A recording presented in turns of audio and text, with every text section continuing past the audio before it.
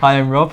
Hi, I'm James. And we're just about to embark on an expedition to travel from the North Pole to the South Pole using only human and natural power.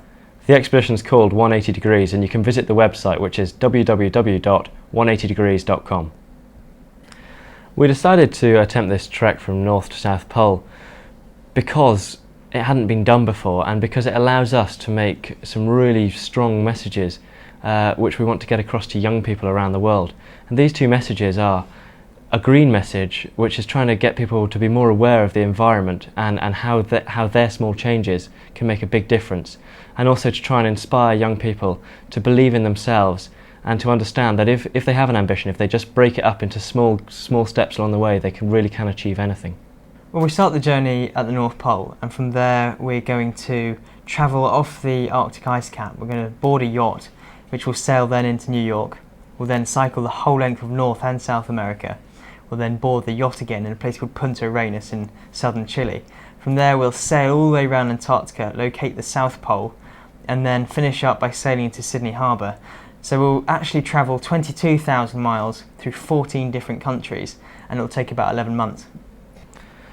This expedition is really unique because no other expedition will have been documented like this before.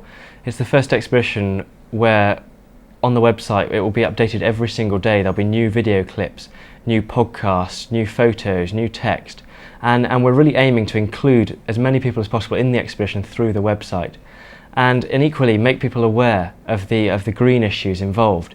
And we want people to see what we're seeing through our eyes. So when we're in the Arctic, we want them to see the ice melting, the big bits of ice shifting apart because it's too warm.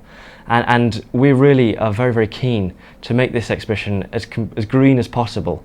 And that's why we're doing it, obviously ourselves, completely under human and natural power. But the support team, with like satellite images and television and stuff like that, we're going to carbon offset all of their emissions 3 times over, just to make sure that this expedition is as green as it possibly can be.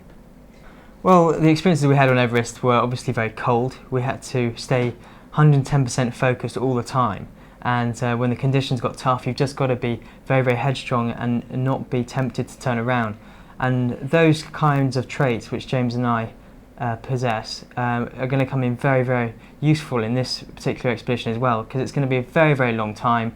It's going to be periods of 65 days in the Arctic, long times at sea, 60 days at sea as well, and huge amounts of time cycling. And you've got to remain focused all that time.